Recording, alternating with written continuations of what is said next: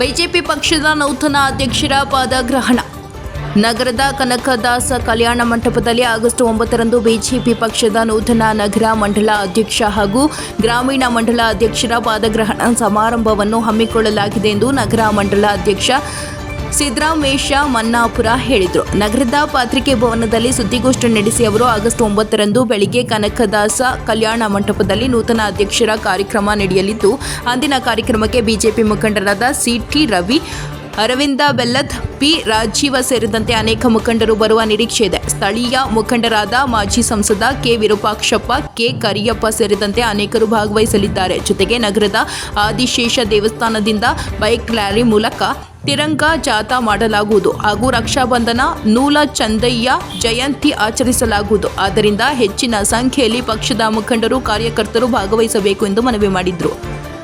ಈ ವೇಳೆ ಬಿಜೆಪಿ ಮುಖಂಡರಾದ ದೊಡ್ಡ ಬಸವರಾಜು, ಗ್ರಾಮೀಣ ಮಂಡಳ ಅಧ್ಯಕ್ಷರಾದ ಯಂಕೊಂಬ ನಾಯಕ, ಗಂಗಾಧರ ಹುಗಾರ, ಮಹದೇವ ನಾಯಕ, ಚಿದಾನಂದಪ್ಪ ಜವಳೆಗೆರ, ಪ್ರಧಾನ ಕಾರ್ಯದರ್ಶಿ ಬಸವರಾಜ, ಶಿರಾಜ್ ಪಾಷಾ ಸೇರಿದಂತೆ ಅನೇಕರು ಇದ್ದರು. ವರದಿ ವೆಂಕಟೇಶ್ ನಾಯಕ, ಸಿಂಧನೂರು.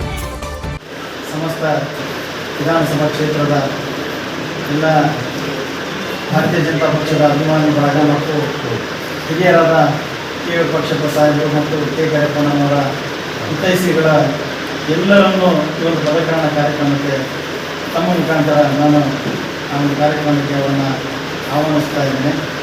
ಅದೇ ರೀತಿ ಆ ಒಂದು ಪದಗ್ರಹಣ ಕಾರ್ಯಕ್ರಮವನ್ನು ಅಚ್ಚುಕಟ್ಟಾಗಿ ಸಿಂಧೂರು ನಗರದಲ್ಲಿ ಹಮ್ಮಿಕೊಳ್ಳಲಾಗಿದ್ದು, ಈ ಒಂದು ಕಾರ್ಯಕ್ರಮಕ್ಕೆ ನಮ್ಮ ಜಿಲ್ಲೆಯ ಎಲ್ಲ ನಮ್ಮ ಭಾರತೀಯ ಜನತಾ ಪಕ್ಷದ ಹಿರಿಯ ಮುಖಂಡರು, ಮಾಜಿ ಸಂಸದರಿರ್ಬೋದು, ಮಾಜಿ ಶಾಸಕರಿರ್ಬೋದು, ಹಾಲಿ ಶಾಸಕರಿರ್ಬೋದು, ಹಾಲಿ MLC ಅವರಿರ್ಬೋದು, ಮತ್ತು ಮಾಜಿ MLC ಅವರಿರ್ಬೋದು, ಈ ರೀತಿಯಾಗಿ ಇಡೀ ನಮ್ಮ ಜಿಲ್ಲೆಯ ಸಮಸ್ತ ಹಿರಿಯರು ಕೂಡ ಆ ಒಂದು ಕಾರ್ಯಕ್ರಮದಲ್ಲಿ ಭಾಗವಹಿಸ್ತಾರೆ. ಅದೇ ರೀತಿ ಮುಂದೆ ಬರ್ತಕ್ಕಂಥ ಸ್ವತಂತ್ರ ದಿನಾಚರಣೆಯ ಅಂಗವಾಗಿ ಕೂಡ ಆ ಒಂದು ಕಾರ್ಯಕ್ರಮದಲ್ಲಿ ತಿರಂಗ ಯಾತ್ರೆಯ ಬೈಕ್ ರ್ಯಾಲಿಯ ಮುಖಾಂತರ ಆದಿಶೇಷ ದೇವಸ್ಥಾನದಿಂದ ಪ್ರಾರಂಭಗೊಂಡು ಕನಕದಾಸ ಕಲ್ಯಾಣ ಮಂಟಪದವರೆಗೆ ಆ ಒಂದು ಕಾರ್ಯಕ್ರಮವನ್ನು ಕೂಡ ಹಮ್ಮಿಕೊಳ್ಳಲಾಗಿದೆ. ಆ ಕಾರ್ಯಕ್ರಮದ ಒಂದು ಕನಕದಾಸ ಕಲ್ಯಾಣ ಮಂಟಪದಲ್ಲಿ ಇನ್ನು ರಕ್ಷಾಬಂಧನ ಕಾರ್ಯಕ್ರಮವನ್ನು ಕೂಡ ನಮ್ಮ ಭಾರತೀಯ ಜನತಾ ಪಕ್ಷದ ಮಹಿಳಾ ಘಟಕದಿಂದ ಆ ಒಂದು ಕಾರ್ಯಕ್ರಮವನ್ನು ಕೂಡ ಅಲ್ಲೇ ಹಮ್ಮಿಕೊಳ್ಳಲಾಗಿದ್ದು, ಅದೇ ರೀತಿ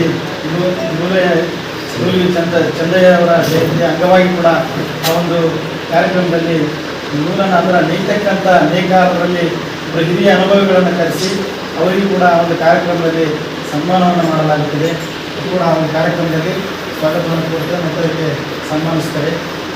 ಈ ರೀತಿಯಾಗಿ ನಮ್ಮ ಸಿಂಧೂರು ನಗರದಲ್ಲಿ ಈ ಒಂದು ಕಾರ್ಯಕ್ರಮ ನಡೀತಾ ಇದ್ದು, ಇದಕ್ಕೆ